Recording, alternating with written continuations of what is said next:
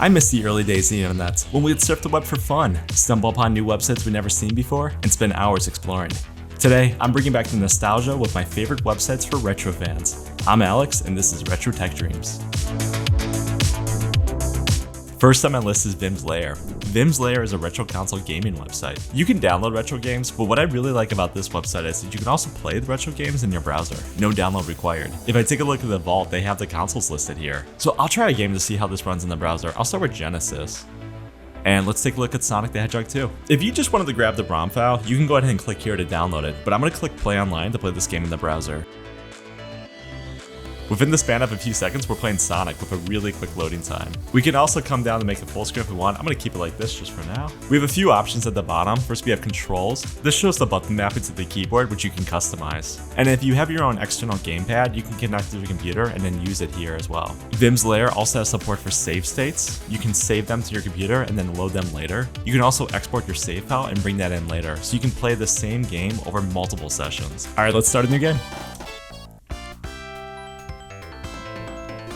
X is jump.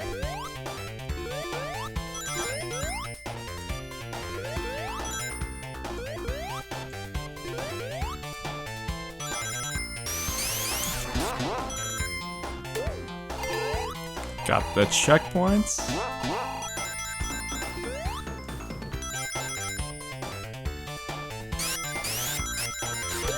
And the extra life.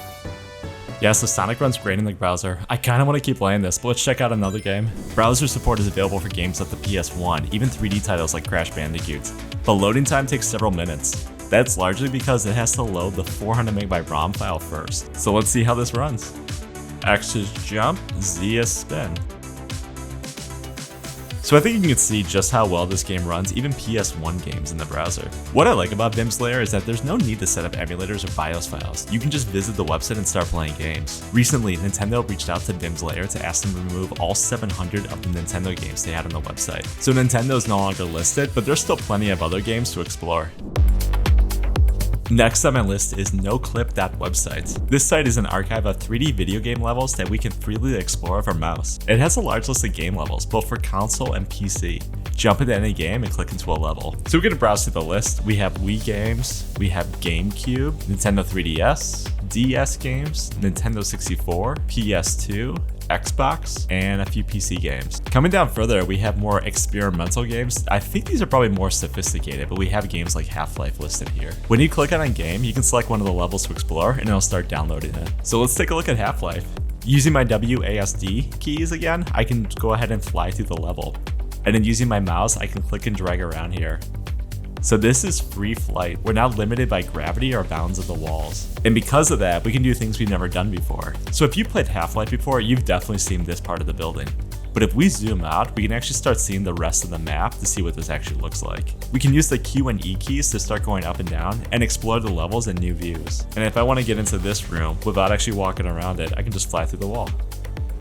Sometimes the mouse speed feels too fast, so what I can do is come over here and change the speed of it. So we can go into viewer settings and pull down the camera speed. That's better. I love this map in Half-Life. I recently replayed Half-Life a few months ago. So let's try another one. I'm gonna select Mario 64. If you look at the games list, you won't see Mario 64 listed under N64. But what I'm using instead is Super Mario 64 DS, which was the port to the Nintendo DS. So we can fly around here. Look at the Goombas hanging out. You can see the hidden 1-up in the tree. When we look at the level from this type of view, it's very clear what is a 3D model and then what's a sprite. The Goombas are 3D models, but the trees are sprites. We can also come up here, find these secret areas, and then fly through the coins. Here we can come up and see Big Bob-omb. Before I use NoClip, what I never noticed before is that Big Bob-omb is actually a sprite. The black area is a sprite, and you can see how pixelated it is. But his crown, mustache, hands, and feet are all 3D objects. And then something else I like to do is look at these levels from below, because this is a view I've never seen before. You can also see more of the secrets, like all of these 1-ups. All right, let's do one more. Let's do Mario Kart Wii, and I selected Rainbow Road. So here it is, the full Rainbow Road. I like that all the animations are set up. We can act like we're racing on Mario Kart. I like all the detail we can see in all the individually modeled items. Even the road is animated on this website. We'll fly through and out the other side. So that's NoClip. I love this website because even though I played all of these levels dozens of times, I've never seen any of them like this before. I feel like NoClip lets me experience something I love for the first time again. Next is iPod.js. iPod.js brings the iPod Classic experience to your browser. You can navigate the UI with your arrow keys on your keyboard, or click and drag your mouse to use the scroll wheel. The experience works really well on mobile devices. It supports different desktop themes like silver, black, and the U2 edition. And just like the iPod Classic, we have Brick Breaker. It's kinda hard to play this using your mouse. I bet this is way easier on a mobile device. But what's an iPod without your music library? If you come on to sign in, you can sign in with your Spotify account. And this will take you to the login page for Spotify. And once I'm logged in, iPod.js pulls up my music library. You can also search just the way we used to search on the iPod with the scroll wheel and play some music. I think iPod.js is a fun way to re-experience the iPod Classic UI. And if you use Spotify, it supports your entire music collection. I do wish logging in through Spotify was optional though. One way the developer could improve the website would be through adding drag and drop support for MP3 files. Next, let's take a look at the VAIO library. The VAIO library is the definitive resource for Sony VAIO products. It includes details on every product, technical specifications, and drivers available for download. Just going through here, you'll see the first device listed is back in 1996. This is the desktop version of the VAIO. Here we have some details about the machine, the tech specs. Each product page includes recommendations for how you could use this device today, and a lot of pages link to Sony's technical resources, many of which are still hosted online today. I like the high-res images they have hosted on this website. We can see the original files, which are really large. It also includes a screenshot of VAIOspace. This was an application launcher installed on VAIO machines and accessible through the Windows Start menu. Let's take a look at another one. I'm gonna pull up the PCG 505 from 1997. I think for a lot of us, when we think of Sony VAIOs, we think of a laptop like this one. This was the first Sony VAIO laptop, and I think it was one of the most influential laptops of all time. It showed us how laptops could be thin and sleek, even if these devices were expensive and underpowered. And the VAIO influenced the launch of netbooks and ultra-thin laptops that we have today. This machine is approaching 30 years old, but I still think it looks good. Each page links to Sony's technical resources, which are still hosted online today. And in some cases, they also have full disassembly guides. I think when a lot of us think of really nice looking retro laptops, we probably think of the ThinkPad. But Sony VAIO showed us that work machines could be thin and did not have to necessarily come in the color black. Next is a WebGL game called Keep Out. This game is a randomly generated dungeon crawler based in the browser. It reminds me of the game Orcs and Elves on the Nintendo DS. So let's start by clicking play now. So we're using the WASD keys to move around. We can also rotate left or right with Q and E. The goal is to find the exit. When we move around on the map, we don't have free range. We're stuck to the grid. It's like tab pulls up your map. It's kind of nice. And I found the exit. Once you complete the first level, it opens up the shop, letting you buy the first weapon, which is a sword. You can also get a bow, bombs, wands, and upgrades later on. Let's buy the sword and start the next level. Space attacks.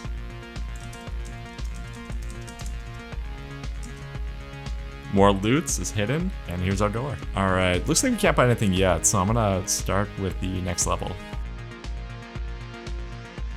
Just like any dungeon crawler games, I have to open every single vase and chest to see if anything's included. Looks like we can get a bow at 100. We have 30 coins at the moment. Oh, 2 enemies. And it dropped a key. And it dropped the chest. You know, the benefit of being stuck in the grid system is enemies cannot attack you diagonally. They have to stand directly in front of you, behind you, or to your side. So we have enough to upgrade to the bow. I'm gonna switch and see what happens.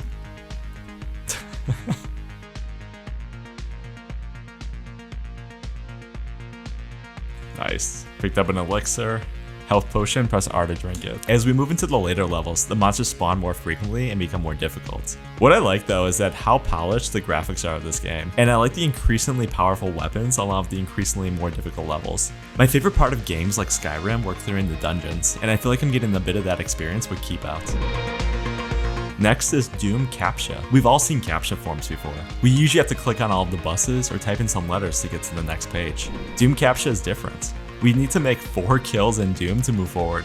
But it's timed, so you need to make kills before the timer runs out, otherwise you're starting over. So let's try this. I'll type in my email address, and in order to unsubscribe for their email list, I have to kill 4 enemies. I was taking a look at the page source for this website. It's a pretty simple website. It uses jQuery to randomly display a Doom sprite, and then checks to see if your cursor clicks on it. By taking a look at the JavaScript, I also found a few secrets. While we're playing this, if we type in IDKFA, we get the upgraded gun that we can start using.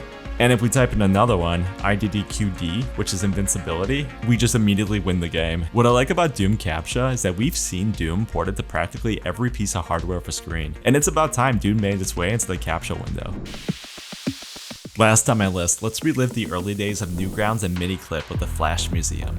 This is an archive of early Flash games and animations. I don't have Flash installed on my machine, but we don't need it. This website uses Ruffle, which is an open source emulator that uses WebAssembly to run Flash on modern machines. The site includes games and animations, and it's organized by genre to explore. Let's take a look at one game I remember, Fancy Pants Adventure. The controls kind of feel like a mix of Mario, where you can jump really high, as well as Sonic. It's really smooth, really fluid. I wonder what the frame rate is. Oh, messed that up. What I like about this game is your health recharges over time. Alright, so this one runs really well. Let's try another one. I always loved tower defense games, and Flash Museum has Bloons Tower Defense. I think I have a decent setup at this first level. That tech tower is doing a ton of damage. This is a fun game. I don't know why I just assumed the enemies would start here, not up here. It doesn't tell me anywhere where they're actually starting from. I just started placing down towers. They also have Robot Unicorn Attack. This is not a retro game by any means, but it's a lot of fun. And I think the music is fantastic. And they have animations too, like the Ultimate Showdown of Ultimate Destiny. Flash games were a large part of early internet culture. They were creative and quirky. And with the lower barrier to entry to create a Flash game and post it online, we saw a lot of indie developers get their start with Flash games. And thanks to Ruffle, we can still play these games today. That's my list for today. It was a ton of fun going through these websites and putting out this video. This is part 2 of the series, so also take a look at part 1 if you haven't seen it, where I go through even more websites for retro fans. But I'll leave it here for now. Thank you so much for watching. If you liked this video, please consider hitting the like and subscribe buttons, and I'll see you in the next one.